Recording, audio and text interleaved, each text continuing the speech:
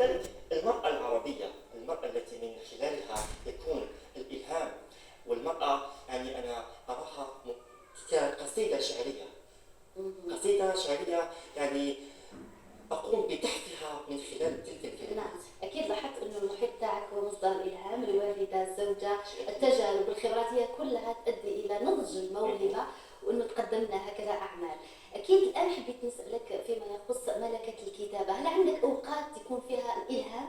هل تفضل من الأشخاص اللي تكون عندك يعني أوقات وحدها ينزل لك إلهام، ولا أنت تحضر نفسك تقول يلا حبيت هذا اليوم إنه نحاول نكتب وتقعد في هدوء وتكون عندك القلم وتحاول إنه هي أوقات جنون التي ينزل فيها الوحي يعني. نعم.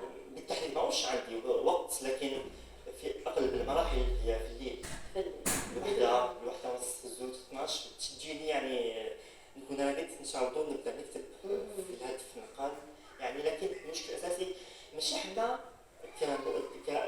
كأدباء نقرروا واش نديروا، يعني يكون وحده الإلهام، ربي هو اللي يعطي والرشح الإلهام هو اللي يختار.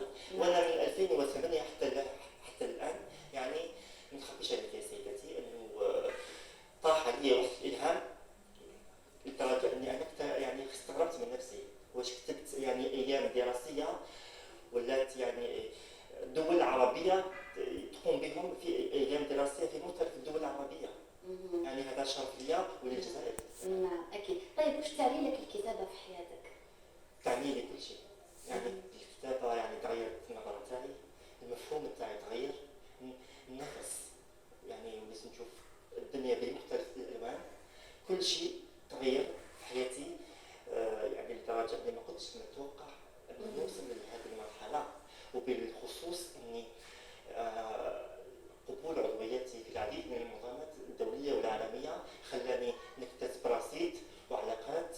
وكان هو الاكبر من الشيء انه لقيت تدعيم كبير كبير كبير من خلال المشاركات الدوليه.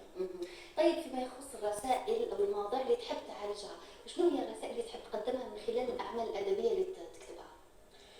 هل انت تميل للواقعيه اكثر، تحب تعالج مواضيع ربما مستقبلا اللي تكون في المجتمع؟ هل انت من الاشخاص اللي ربما يحب الاشعار الغزل اكثر؟ ربما عندك رسائل اكيد في الاعمال. رسالتي كما كنت قبل